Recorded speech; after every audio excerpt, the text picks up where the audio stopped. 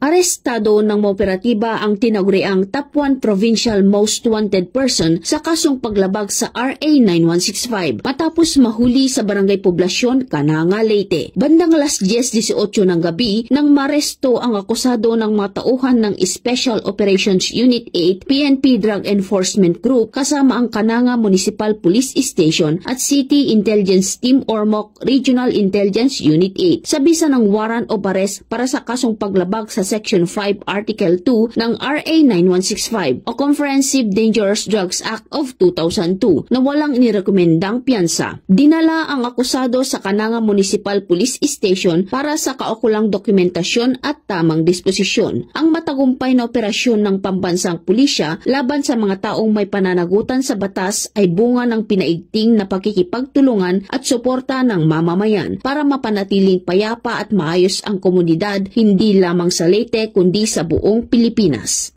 Mula dito sa Eastern Visayas, ako ang inyong PNN correspondent, Patrolwoman Palafox, alagad ng batas, tagataguyod ng Balitang Pulis.